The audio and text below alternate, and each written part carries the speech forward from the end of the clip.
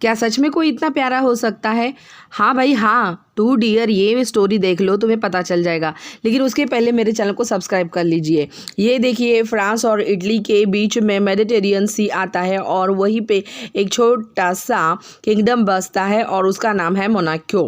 भाई बिस्किट का नाम नहीं है, ये एक किंगडम का नाम है और ये बहुत ही छोटा है और इसकी छोटी छोटी कंट्री भी है। और जैसे किंगडम के मतलब किंग रहते हैं, किंग के सोल्जर्स रहते हैं, सरदार रहते हैं, मिनिस्टर रहते हैं, सारे के सारे यहाँ पे है।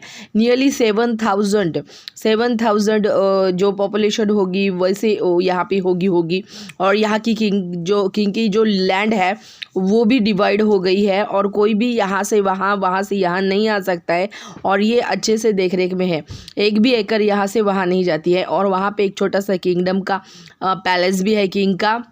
और जैसे किंग का पैलेस है वैसे ही उसके एक टॉय के जैसे ही वो बिशॉप है, मिनिस्टर्स है, कोटियार्स है, जनरल है और आर्मी भी है ये छोटे से मोनाको किंगडम की।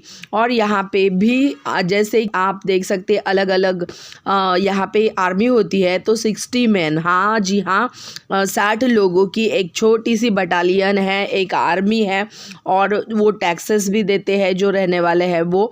और इस तरह से ये किंगडम की मतलब ये किंग की आमदनी भी हो रही है। ये सब यहाँ पे चालू है।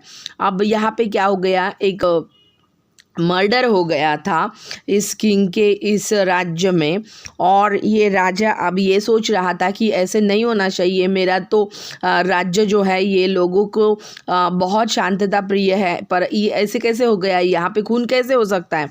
तो कोर्ट बुलाया गया, हमेशा की जैसे बचाने के लिए बचाव पक्ष होता है वो और एक दूसरा वाला जो उसको अपोजिट में, दोनों का बहुत डिस्कशन हो गया, डिबेट हो गया और बाद में जजेस बुलाए गए कोर्ट में, बैरिस्टर्स आए, प्रोसिक्यूटर आए, जूरी मेंस आ गए और ये बहुत दिनों तक ये क्रिमिनल की पूछताछ हो गई कि ऐसे क्या हुआ था कि इसने मर्डर कर दिया। और ये डिस्कशन पे आ गए कि अब बाद में ऐसा कोई नहीं करना चाहिए, इसी के लिए इसके हेड को मतलब इसके सर को काट दिया जाए ताकि ऐसी बदतमीजी बाद में कोई नहीं कर सके, ऐसा क्राइम कोई नहीं कर सके। अब ये किंग के पास चला गया जो लास्ट निर्णय है वो तो किंग ने देखा और कंफर्म भी कर लिया कि हाँ बराबर है, हमारे राज्य में ऐसे कभी नहीं होना चाहिए, तो उसको उसका कत्ल किया जाए, उसका सर धड़ से अलग किया जाए। तो सर अगर धड़ से अलग करना है तो बात यहाँ पे अटक गई कि ये करेगा कौन, क्योंकि अभी तक तो कभी ऐसे हुआ नहीं था उनके राज्य में और इस बार पहली बार ऐसे हो रहा है। तो बात यहाँ पे अटक के आ गई थी कि अब ये करेगा कौन, यहाँ पे मारने वाला जो कसाई होता है वो कहाँ मिलेगा और ये जो औजार होते हैं, ये जो सारी चीज़ें हैं ये कहाँ से हमें लानी पड़ेगी, ये सारी बातें यहाँ पे हो रही थी। अब ये सारी चीज़ें जब चालू थी तो जो फ्रेंच है वो फ्रेंच लोगों की तरफ से अगर हम कोई मशीन होगा, कोई आदमी होगा, उसे बुला लेंगे और जो एक आदमी का सर धड़ से अलग करने का जो इतना भी अमाउंट लेना पड़ेगा, जो कॉस्ट देनी पड़ेगी, हम दे देंगे। ऐसा एक लेटर लिखा गया फ्रेंच के किंग को और वो देना उसको भेज दिया गया। बाद में फ्रेंच की तरफ से भी एक लेटर आ गया था और वो लेटर में लिखा था कि मशीन भी है और एक्सपर्ट भी है, आपको जो चाहिए हम सप्लाई कर सकते हैं, लेकिन उसका जो कॉस्ट है वो आप लोगों को बताना ज़रूरी है। और एक हफ्ते बाद ये आंसर आया था, नियरली 16,000 फ्रांस जो है ये अमाउंट, जैसे डॉलर होता है, रुपीज़ होता है, ये फ्रांस का फ्रांसिस है तो फ्रांस देना पड़ेगा। तो वो किंग सोचने लगा कि एक क्रिमिनल को मारने के लिए 16,000 फ्रांसिस अगर मुझे वेस्ट करने पड़ेंगे तो मैं नहीं कर सकता ऐसे राक्षस को जो मरने ही वाला है और उसे मारने के लिए इतना पैसा मैं क्यों खर्च करूँगा। नहीं, इसे कोई अगर और चीपर, हमारी पॉपुलेशन जो है ये इसके हिसाब से देखा जाए तो ये बहुत बढ़िया अमाउंट हो रही है, अगर किसी से हम 2 फ्रांस भी लेते हैं तो भी पूरा नहीं कर सकते हैं। तो एक काम करेंगे इसके, नहीं, देखो ये जो है ना ये हमारे लोगों के लिए बिल्कुल ही त्रासदायक हो जाएगा। तो आप एक काम करो, इटली के जो है वो इटली में कोई अगर मिल रहा है या ऐसी मशीन है कोई है तो उसको बोलो, ये हमारे लिए पॉसिबल ही नहीं है। तो फिर से एक लेटर लिखा गया इटली के लिए कि भाई इटली में अगर इटली के राजा को लिखा गया कि राजा जी अगर आपके पास कुछ होगा तो इटालियन लोगों से भी उनको एक लेटर आया है और वो बोल रहे कि दोनों भी है, एक्सपर्ट भी है और मशीन भी है और वो प्रोवाइड भी कर सकते हैं, लेकिन उसके लिए कुछ थोड़ा सा पैसा देना पड़ेगा और वो है 12,000 फ्रांस।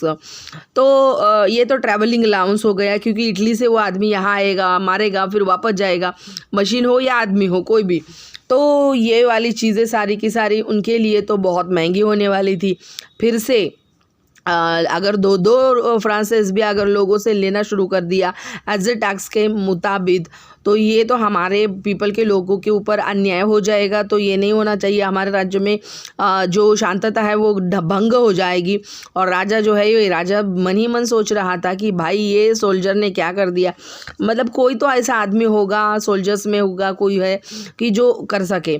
अब ये बात थी कि 60 आर्मी के लोग हैं, वो तो अच्छे तरह से वेल ट्रेंड हैं। तो क्या ऐसे नहीं हो सकता कि हम जैसे हमारे शत्रुओं का बहुत बार ऐसे करता है कि वॉर हो जाता है, लड़ाई के दरमियान हमारे जो सैनिक है वो सामने वाले का धड़ काट देते हैं। तो क्या नहीं हो सकता ऐसे? कोई हमारे राज्य में कोई नहीं है क्या? तो ये पूछा गया। तो वहाँ के जो मिनिस्टर्स है, कोटियार्स है और सैनिक है, उनको बुलाया गया और उन्हें बोला गया कि जनरल ने बोला कि सोल्जर्स में से ऐसे कोई नहीं है क्या? तो सब लोग एक दूसरे को देखने लगे और बोले कि नहीं, हमें खाली ऐसे टेक्निक है कि कोई अगर वॉर हो जाता है तो हमारे जो दुश्मन होते हैं हम उन्हीं का सर धड़ से अलग कर सकते हैं। हम ऐसे किसी भी इंसान का, क्रिमिनल का नहीं कर सकते। ये तो हमें सिखाया ही नहीं गया है कि हमारे ही राज्य का इंसान जिसने हमारे ही राज्य में गुनाह किया है और हम उसे ही शिक्षा दे, ये वाला नहीं। हमें हाँ ये अगर लड़ाई होती है दुश्मन है तो ये सारी बातचीत फिर मिनिस्टर के पास चली गई और फिर से एक मीटिंग बिठा दी गई।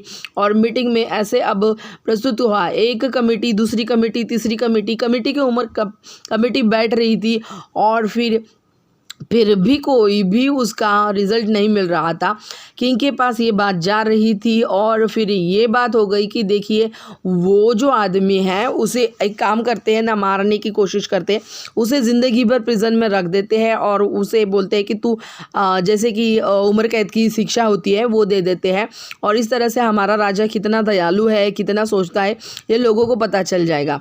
और अंतिम निर्णय जो है किंग को बताया गया। तो किंग ने भी बोला कोई बात नहीं है, मारने के लिए अगर पैसे लग रहे तो बचा दो उसे और उम्र कैद दे दो, कोई बात नहीं है। अगर उम्र कैद देना है तो क्या करेंगे, क्योंकि हमारे यहाँ तो ऐसा प्रिजन ही, ऐसा तो जेल ही नहीं है, क्योंकि हमारे यहाँ ऐसी जेल है कि हम थोड़ा सा 2 दिन के लिए, 8 दिन के लिए रख देते, बाद में निकाल देते। लेकिन ये आदमी अगर वहाँ पे कंटिन्यू पूरी ज़िंदगी भर रहने वाला है तो इसका खर्चा कौन करेगा? इसको खाने के लिए चाहिए, इसके कपड़े चाहिए, इसको सोने के लिए चाहिए, इसको रूम चाहिए, बाद में इसकी देखरेख करने के लिए एक आदमी चाहिए। ये सारी चीज़ें कहाँ से लाएंगे? हमारे जेल में तो है ही नहीं, क्योंकि वो टेम्पररी जेल है।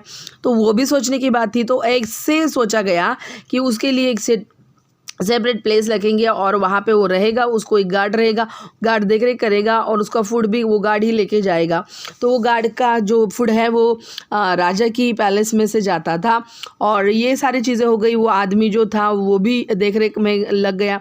महीनों बीत गए, महीने बीतने के बाद 1 साल बीत गया। 1 साल बीतने के बाद जब राजा एक दिन अपना पूरा खर्चा जो है वो चेक करने के लिए बैठ गया तो उसे एक खर्चा पूरा साल भर का मिल गया, जो उस आदमी के लिए जिसको उम्र कैद की शिक्षा दी गई थी उस आदमी का था। और वो खर्चा 600 फ्रांस बना रहा था। और वो गार्ड का अलग है, गार्ड के बाद में फूड के वहाँ पे रखने वाली प्लेस का, ये सारा मिला के राजा तो सोच में पड़ गया। भाई ये क्रिमिनल तो एक बहुत अच्छी खासी ज़िंदगी जी रहा है। और उसे देखा गया तो उन्हें ये पता चल गया कि ये स्पेशल गार्ड, ये आदमी का फूड और वो प्लेस, ये सारी चीज़ें अगर मैं साल भर के 600, तो अगर ये आदमी 4 और 40 साल 50 साल जिएगा तो मुझे ये खर्चा और 40-50 साल उठाना पड़ेगा, जो मुझे लग रहा है कि अननेसेसरी है। और वो आदमी तो और ज़्यादा हेल्दी हो गया था और वो और ज़्यादा यंग लगने लगा था, नियरली और 50 साल ये जिएगा। तो बाद में फिर से ये मैटर और सीरियस बन गया। राजा ने अपने मिनिस्टर को ये बताया, कोटियार्स को बता दिया कि ये मैं खर्चा बिल्कुल नहीं उठा सकता हूँ, और कोई तरकीब होगी तो आप करो, मैं ये बिल्कुल नहीं करूँगा। तब ऐसे फैसला, मतलब एक रास्कल के लिए, एक हरामखोर के लिए जिसने खून किया है, मर्डर किया है, और उसको हम इतना अच्छी लाइफ जीने के लिए हम खुद ही दे रहे हैं। उम्र कैद कहाँ हो रही है, वो उम्र कैद तो हमको ही हो रही है, ऐसे बताया। अब मिनिस्टर जो है वो फिर से बैठ गए, फिर से उनकी मीटिंग बैठ गई, फिर से मीटिंग बैठने के बाद अब ऐसे हो गया कि एक काम करते, वो जो गार्ड है वो गार्ड को निकाल देते हैं। ये आदमी खुद ही जाएगा, अपना फूड ले लेगा, फूड लेने के बाद खाएगा और फिर आ जाएगा। अगर इसी बीच में ये अगर भाग जाता है तो बहुत अच्छी बात है। ये अगर यहाँ से भाग गया हमारे जेल से तो फिर हम छूट जाएंगे। ऐसे ये संकट से ऐसे सोचा गया, राजा को भी बताया गया अगर इसी बीच में वो भाग भी गया ना, हम ढूंढेंगे नहीं, उसको जाने दो, छोड़ दो यार, हम कुछ नहीं कर सकते। राजा ने बोला हाँ हाँ बिल्कुल बिल्कुल, उसका गार्ड को निकाल दो और उसे बोलो कि तुम्हें खुला छोड़ा दिया गया है, अब तुम खुद का फूड लेके खुद ही यहाँ पे आ जाओ, खुद ही बैठो। और इसी बीच में जब वो थक जाएगा, वो खुद ही भाग जाएगा, तो हम हमारी इस मुसीबत से छुटकारा पा लेंगे। ये बहुत दिनों तक चला रहा। वो जैसे ही उसका खाने का टाइम हो जाता था, वो जाता था, अपना फूड खुद ही ले लेता था किचन, राजा के किचन में जाके, और फिर वहाँ से फिर से अपने जेल में आके बैठ जाता था। ऐसे ही दिनों ब दिन जाता रहा, महीने गुजर गए थे। अब ये लोग भी बहुत तकलीफ में आ गए थे कि ये कितने दिन तक चलेगा। एक दिन की ऐसे, मतलब एक दिन, एक महीना, एक साल ऐसे जा रहा था। वो तो आराम से अपना फूड लेने के लिए राजा के महल में जाता था, वहाँ से किचन से फूड अपना लेके आ रहा था। वो तो अच्छी खासी ज़िंदगी जी रहा था, लेकिन फिर भी वो भाग नहीं रहा था, उसे वहाँ से भागना ही नहीं था शायद से।